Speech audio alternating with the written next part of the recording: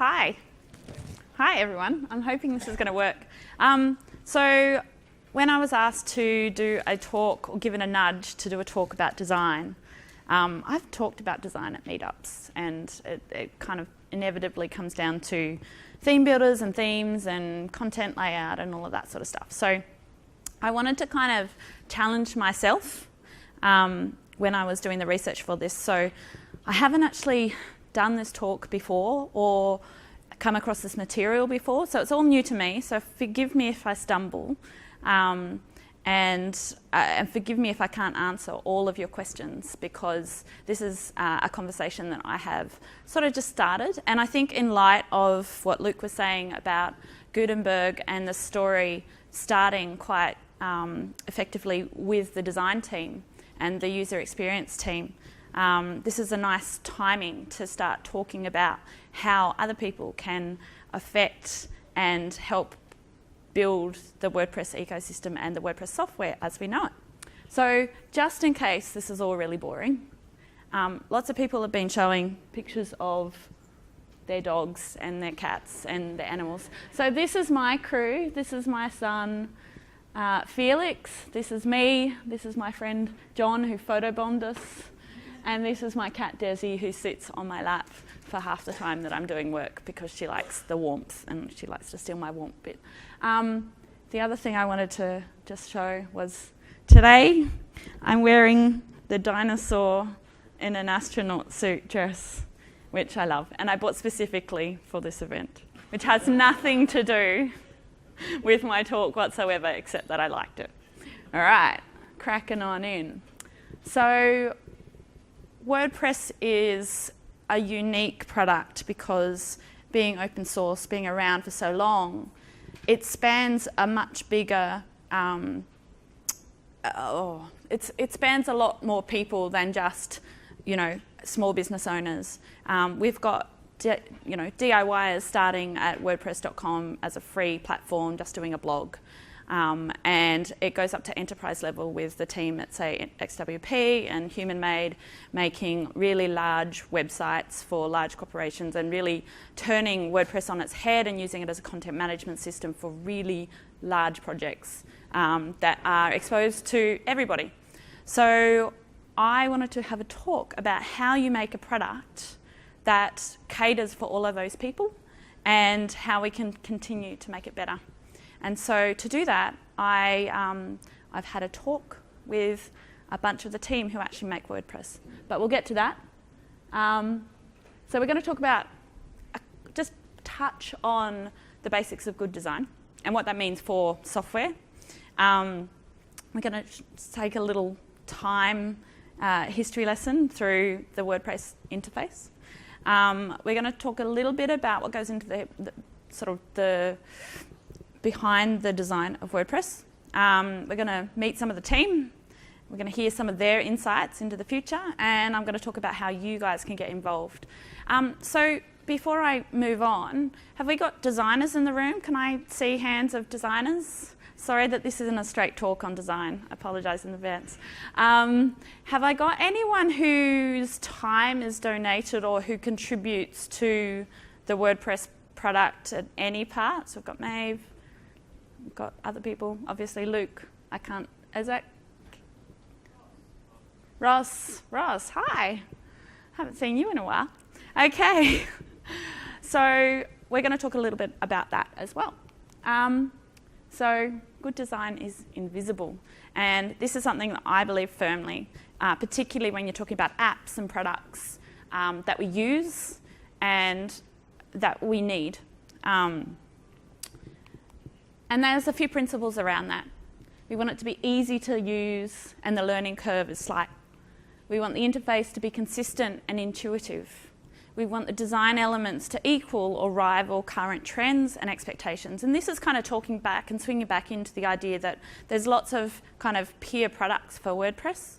We've got the Squarespace and the Wix and the Weebly's and all the other ones. And these things do tend to influence how our customers expect to experience WordPress. And we have to make sure that we're keeping up with that. It works the way that you need it to. and you want to be able to forget about the software and just use it. And most importantly, it gets the job done. Okay. So before I get too into things, I just wanted to, I was sent this little snippet of a Snap, a Slack channel with the design team. This was back in January, I believe. And they were talking about this little dude here. And they're saying, can we call it the dotted hamburger menu? And someone said, has it already been renamed to that? And someone said, well, what about the kebab menu? Because it looks a little bit like a kebab. And I'm not sure where this all went. Someone said they're a vegetarian, and I'm pretty sure the kebab menu was off the menu. But this to me pointed out quite a lot of things we take for granted with our designs, and particularly with product design. We want it to be intuitive, and we need to know how to use it before we even need to know how to use it. So when we're thinking about Gutenberg and the learning curve that is involved in that, throwing people in the deep end and just seeing how they use it and how they understand it based on their other understandings of products that they've been working with in the past. So I thought I would just take you quickly, I'm not going to talk about everything, through the WordPress interface history, or timeline, if you like. WordPress was born on May 27, 2003. I remember the May 27 bit because that's my birthday as well. And it looked a bit like this. And I'm just going to step through how it's changed a little bit. In 2005, WordPress 2.0, it looked like this. And we started to have a little bit more on the interface, so we ended up with things like the page templates and the post author and page order and these kind of things. Moving forward to 2008, big jump, and we're starting to look a little bit like maybe some of you would have experienced it. For me, this is actually what WordPress looked like when I'd seen it the first time and gone, nah, like, nope. All right. When we jump forward a little bit further, this is what I came to know as WordPress when I first started working on it in 2010, 2011. Incidentally, I installed WordPress, promptly forgot about it, and ended up selling Viagra a few months later. Learned a big lesson in that as well. But this is what WordPress looked like when I first got to it. All right, and then we started jumping forward, and you can see that the interface is changing significantly already. We're starting to think about the people that are using it, and we're starting to cater for the people who may not have seen WordPress or know what it's for. This was also when WordPress started moving quite sort of significantly from being known as a blogging platform to actually being more of a content management system that could be used on websites.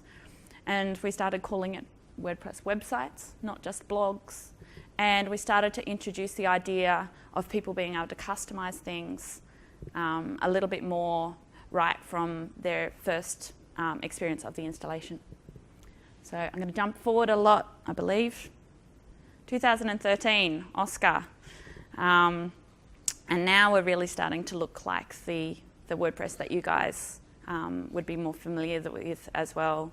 So it's simplifying, and it's bringing that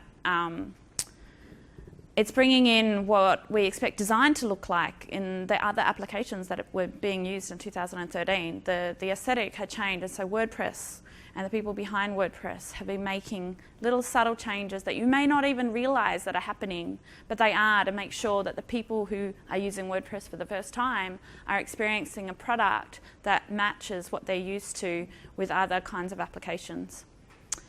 So 2013 also had a brand new interface release with the ability to tailor the dashboard to your own decision on some colours. We also ended up with this new look that is very similar to what you guys would be seeing about now. And that's back in 2013. They made that big change. And in 2015, we introduced the customizer. So not much looks like it's actually happened between 2013 and 2015 on the interface as you see it, but there's so much going on behind the scenes in order to enable feature enhancements and content enhancements. And so as we're working towards Gutenberg, it's really important to notice that, know that this kind of dramatic change isn't something new in WordPress, and it's always pushing forward, and we should be embracing it. So Gutenberg, you guys got a really good demo from Luke yesterday, and if you didn't catch that, I highly recommend you try and see the replay on WordPress TV. It's going to be good. And WordPress kind of says a new publishing experience for WordPress. And I think that it is a great step forward, and I was really interested to learn that the design team was really heavily involved in this one. Because it is such a huge, huge change, but it's also a massive change in the interface from a development perspective as well. And there's lots of changes that are happening in regards to how plugin developers allow their products to be visible within that new interface. So I wanted to talk a little bit further about this, and so I contacted, I went onto the WordPress Slack channel, and I put a call out for if anyone would like to talk to me about what's going on behind the scenes with the WordPress design team. And I was lucky enough to get a few hands up. So I'm actually going to play a little snippet of those interviews. They were exciting to me. I spoke to each of them for at least half an hour. And I've kind of dissected and took out a little snippet of each of their thoughts on what's happening, and hopefully this will give you a little bit more insight as to how things are going and who's working on the team at the moment.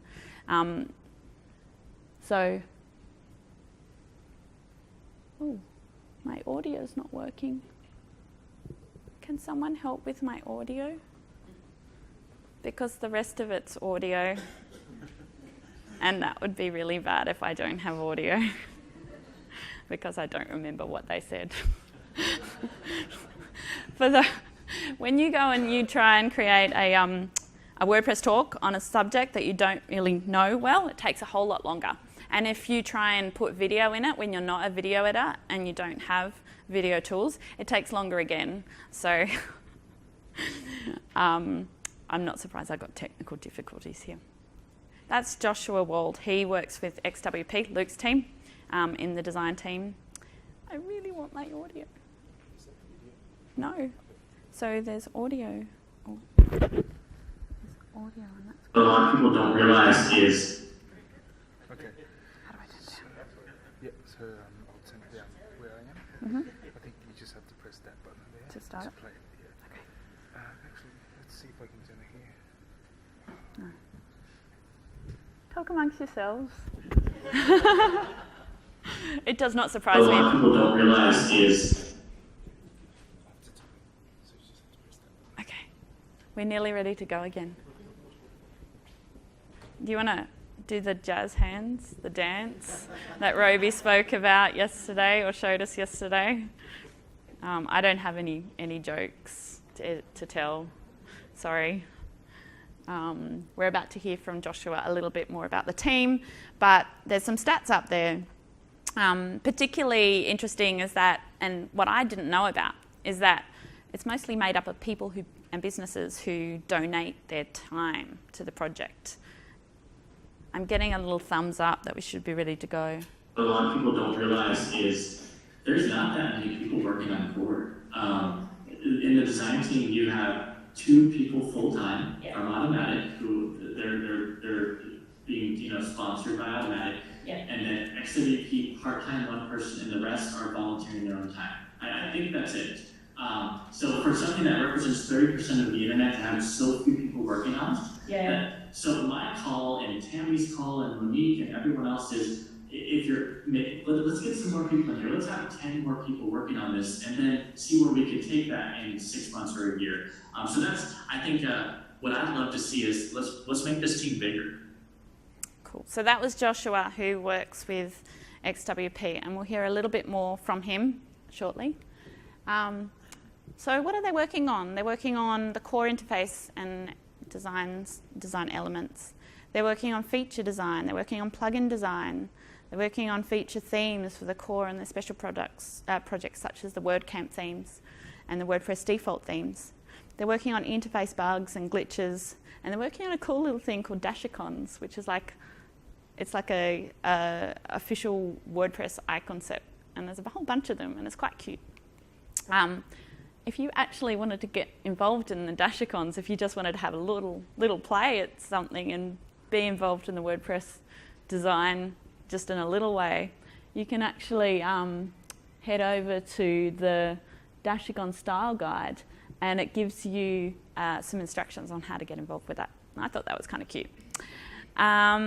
So the next person I spoke to was Tim. Now, I can never say his last name correctly. Tim's from the Netherlands, and he works with Yoast, and he is a UX designer at Yoast. He started as an illustrator with Yoast. He joined when they put a call out for illustrators, and he got really involved in learning about the conversion of their products, and actually somehow kind of weaved his way into helping them found a UX team. So he spends around 1/3 of his time working on the WordPress project, and at the moment he's been working on Gutenberg. And he's a great example of where a business or company invested, or their products rely on WordPress. They've invested time by putting their staff into the front line of the WordPress development and design as well. So we're going to hear a bit from Tim. Hopefully. Or not. Oops, there's Tammie. I started mostly in the Gutenberg side because I wasn't really doing much with core at that point. I think I was in the WordPress flag in the design team, but it didn't really grab me for there's a contribution I can make here, there's work that needs to be done. So I was just kind of observing. But then we were looking at making our plugin compatible with Gutenberg, and they sort of threw me in as a first scout to see what the situation was, and it was pretty bad. So, oh, really? Yeah, I think I spent about a month sort of banging my head against how we could integrate, because there was a lot of stuff that wasn't there. Yeah. This was maybe a year ago. So is this to do with the current user interface that we have for the back end of WordPress with the WordPress editor versus the new Gutenberg editor that is kind of stripping back the actual those little blocks of content, So you need to have an interface for that feedback tool that isn't in existence in Gutenberg. Because we have the big meta box below the content right now, and the directive at the start was very much we have to move everything to the sidebar. Yeah, and that was going to take up this much space. Yeah, and it was very tiny compared to what we were used to, so we had to adapt lots of our interface to work with that. We were thinking of other ways we could integrate, and they weren't there yet, so we started suggesting those. Oh, I've lost your sound. Oh, there we go. Yeah, sorry, I missed that last thing that you said. Internet connection is a little unstable, so Real people. Basically, I started working on Gutenberg full-time in my sort of slot dedicated to working on core to just get it up to par so we could integrate with it. Yeah. And in working on that, I got to know the design team very well and sort of made a name for myself in that community. Now I'm working a lot with Tammie, who's looking at sort of the design issues that are there in Gutenberg still. Yeah. Can you feedback on this and sort of keep on it back and forth? Yeah. Try to make everything better. So what, if I can ask, what solution did you end up with for the interface for Yoast? And I guess this is probably solving not just Yoast's problem, but like a whole bunch of theme and plugin problems, because they always just jigsawed onto that main page. Like how is that now? How does that all work now? What did you come up with for the Yoast plugin? Yeah, so that's actually a good example of what we did is that when they said you have to move to the sidebar, like they have a couple of blocks there now, you know, standard sort of sidebar sections that you have in the classic editor as well, but there was no way for plugins to integrate. Yeah. So we built the possibility that you could select from a menu, I want the Yoast SEO sidebar, or any other plugin can hook into that as well and make their own blocks in there, so they have the whole sidebar at their disposal. And after that, we just shipped the possibility to also add a model that you can trigger from that sidebar, so you have a little more space. My head's just going, all the things. Yeah, like whether or not it's like a little toolbar at the top that just drops down little icons to make sure that those things are covered, but it's hiding it a little bit. So you ended up with the modal solution? Yeah, so we have the sidebar in now for a while, and the model is sort of an alternative that you can trigger to that. So I hope you can hear your street sweeper come by. So that was Tim. He's a lovely guy. I spoke to him quite extensively. And I have to say, actually, talking to all these guys and gals, you'll hear from Tammie next, they all have these really great backgrounds because everyone's working remotely. So they don't actually work in an office. I think Tim actually does work in the office with Yoast a little, but they have these beautiful backgrounds that they've made for their videos. I'm really impressed. All right. So the next person that I spoke to was Tammie, and now she is the experience designer employed by Automattic, who is the team behind WordPress, the business company behind WordPress.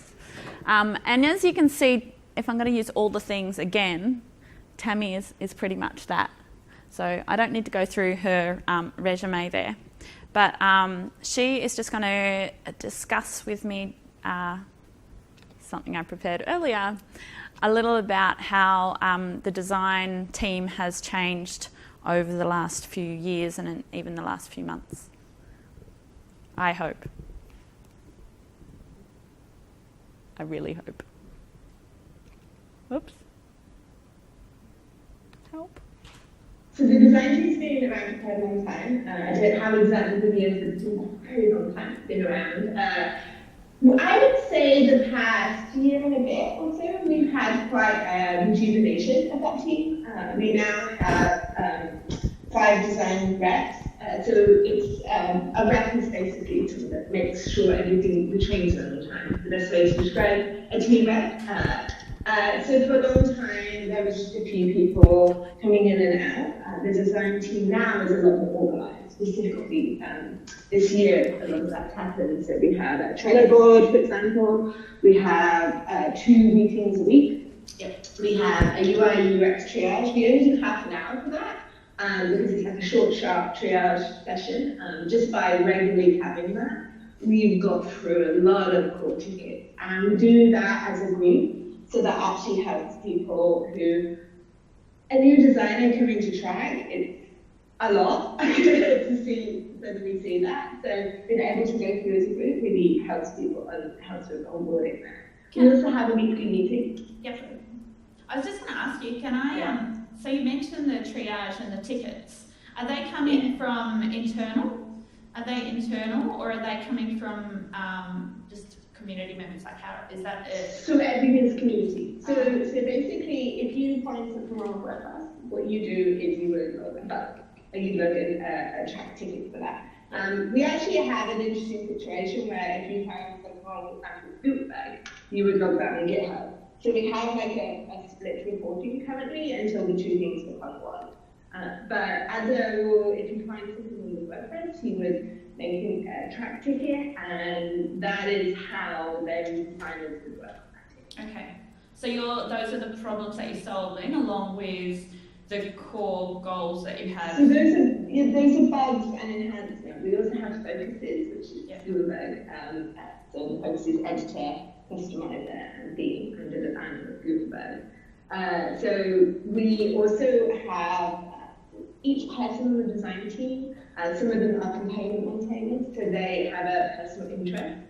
They also probably have personal interests and things that they want to work on. So we have design covers the whole project. So we have some designers who really want to work on meta projects, that's like WordPress.org. So they want to help with about pages, or they want to help with Dashicons, which is our icon app, or maybe their thing is WordCamps and they want to help with the WordCamp thing. So we don't just have designers that want to work on core, which is like the product of WordPress. We have the whole ecosystem.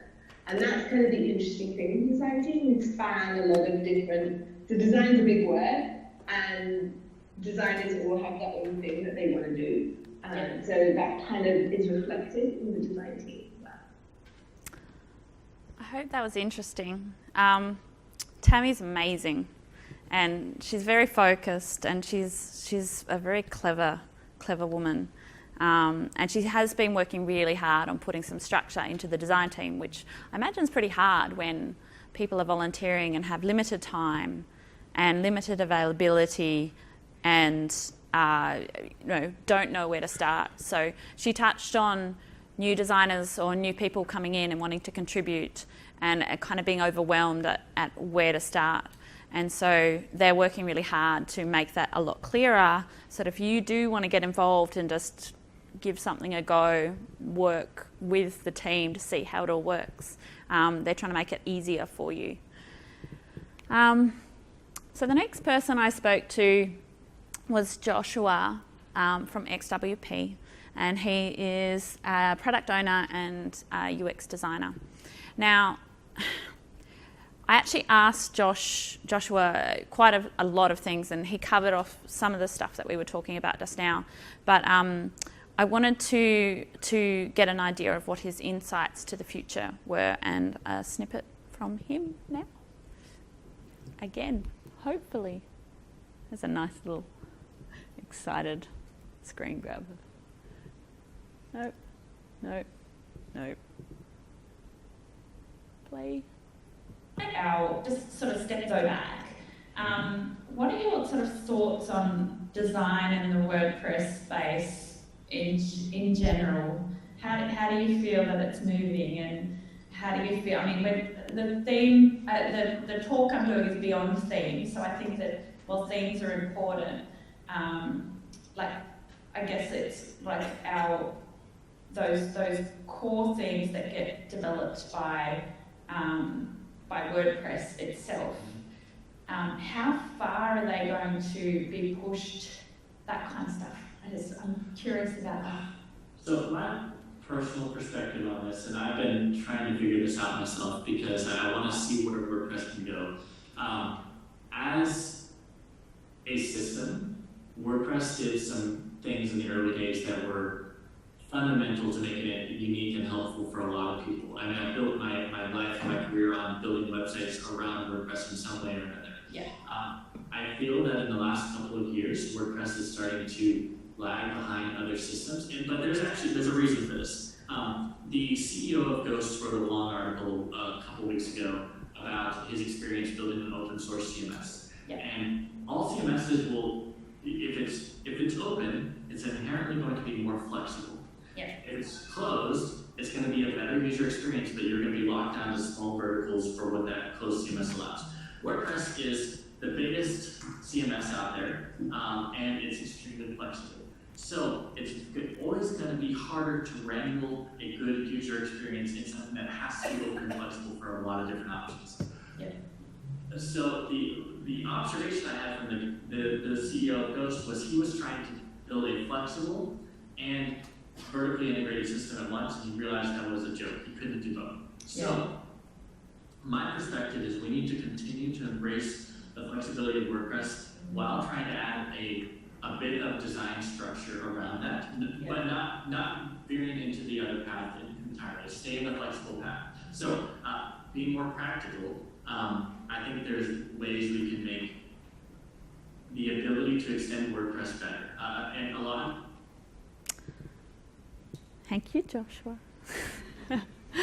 So I've got 5 minutes left, and I wanted to talk a little bit about how you can get involved. I have spoken about how I can get involved because I'm really interested now, after doing my research and talking to the team, how I can have a little bit of a thumbprint on this product. I've been using WordPress for 5 years, consistently getting more and more excited about it every time they release something new. I'm probably overly positive about all the new things because thankfully nothing's broken in my time of new features with WordPress. But thankfully WordPress and the team that make it have also got a really great easy path for you. And if you ever wanted to put something in WordPress that isn't there, because it's open source and because it's built with so many people involved, you actually have an opportunity to get in there and have a say. Now, it doesn't necessarily mean that your ideas will be picked up, but they'll never be heard if you don't tell them. And the fact that you might actually get an opportunity to then build that and know that little icon, that little button was your idea, I think is a nice little legacy to leave if you are working on this awesome software product. So I'm going to put all the links. I've got my slides have been uploaded to the website, so you can go and get all of these links as you need them. But this is the make.wordpress.org, and you can actually go straight to the design channel if you're interested in that. There's also many other ways to get involved and many other channels. We've got development, which are the other ones. Yeah, so this is a great opportunity to say something about that. So obviously you guys have all come to WordCamp and are from a great variety of backgrounds, be it design, content people, marketing types, maybe just a user at this point, maybe a hardcore developer. So if you want to get involved and contribute, then yeah, head to make.wordpress.org. There are different groups that work on different aspects of WordPress. So you might be on the meta team that deals with actually like the Make WordPress website and WordPress.org. Maybe you would like to contribute some translations if you speak more than one language. There's design team. There's a community team, which is a really good way to start as well, because you can just devote like an hour a week or an hour a month or whatever time you have to talking with other users and helping to push along community activities like meetups and WordCamps and that kind of thing. So, and of course there are the developer topics as well, but I think especially people who aren't from a development background have this sense that, you know, contributing to WordPress is all about contributing to core or plugins. That's not the case. So no matter your background, there is definitely a way that you can contribute if that's something you'd like to do. Thank you. Yeah. I appreciate that unexpected addition. So that's me. Come and say hi. That's where I am. That was me yesterday. Taking a photo instead of attending one of the talks because I needed a bit of time out. And my references are on my slides, which you can download or go and have a look at that address. So, thank you for having me. Yeah, thank you so much, Cath. We've probably just got a few minutes for questions, so wave your hand if you've got a question about design on WordPress. Great.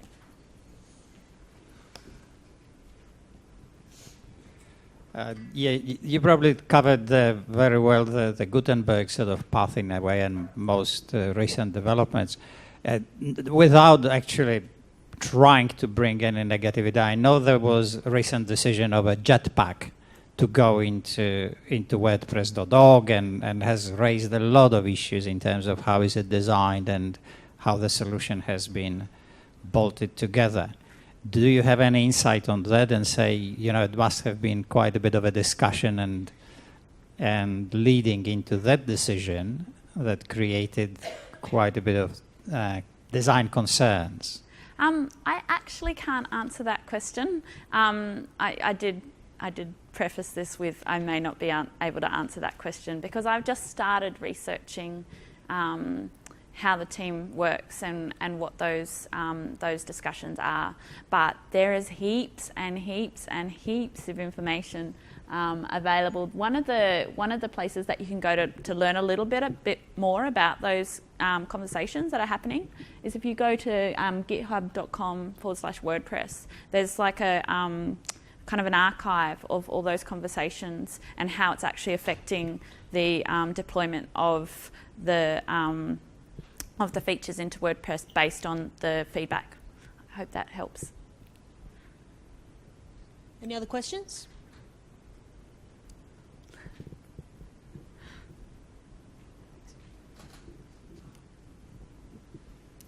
Hey, Cath. Hi, Cath. Thanks for the talk. Really interesting seeing, peeking behind the curtain. I think my question is unrelated to your talk and sort of harks back to our... I like a skim cap. Is that what you mean? Harkens back to our broader Gutenberg conversation. Sure. And this might not be the forum to ask you, but as a designer, you know that we have a fairly similar work base and client base, etc.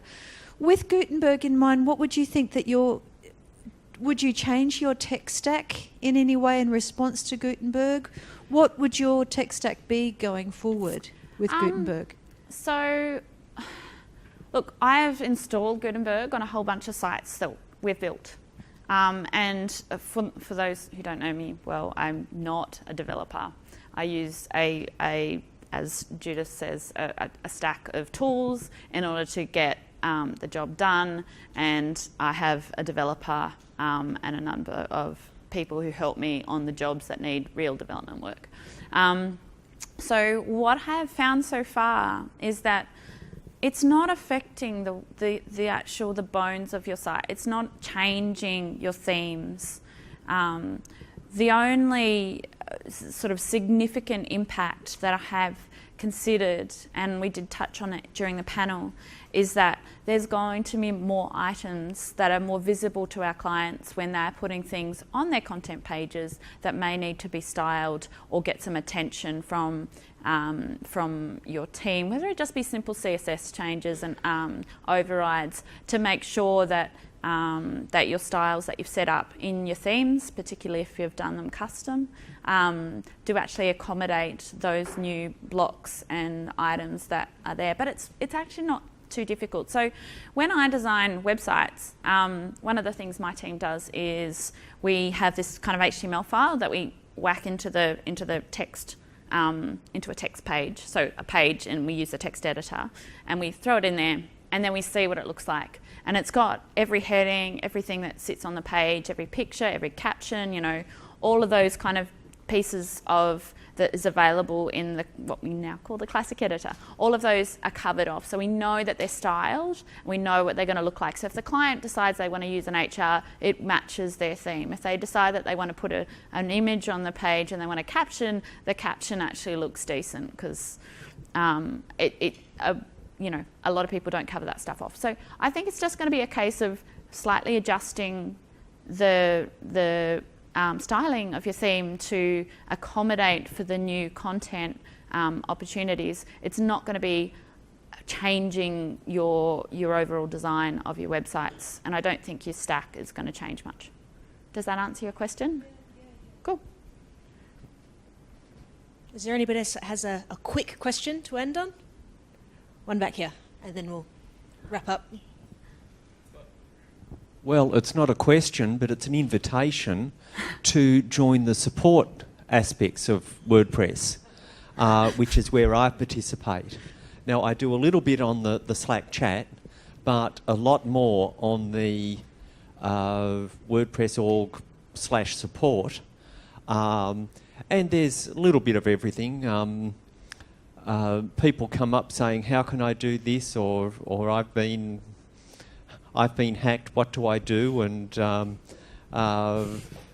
well, you help people out, and there's lots of levels there, and you needn't be an expert, but there's, and I learn a lot doing it. Thanks, Ross. I might just finish up by saying that I have built my business and my bread and butter for the last 5 years on WordPress, and it has been such a beautiful and generous community to be part of, and the opportunity to actually give a little back is exciting. And if you guys do have any time that you want to see how a process gets moved along and put into a mainstream software product, well, you've got a really good opportunity to see that. Thank you.